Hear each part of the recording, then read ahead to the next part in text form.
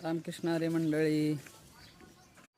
तर आपलं उठलं की पहिलं काम असतंय आपलं गोठ्यातलं पहिलं काम धारा शेणघाण हे काढून घ्यायचं पहिलं. आपलं सगळं धारा वगैरे झालेत. आता बैलासनी पण वैरण वगैरे टाकून घ्यायची आणि आपल्या गायांना पण वैरण वगैरे टाकून घेतली आता. तर आता आपण चाललोय विठ्ठल रखुमाई मंदिराला.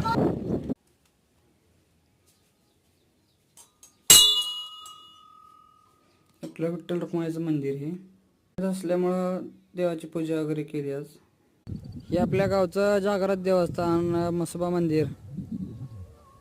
आपल्या गावचं म्हसोबा देवस्थान जागृत देवस्थान आहे. हे आपलं मंदिर आहे बघा, जुन्या काळात बांधलेलं मंदिर आहे हे सगळं असं मंदिर आहे आपलं. हे बघा मंदिर. चाललोय मका कोळपायला बघा. आता बैलाचं पाय जो बी इथं ते ठेवले.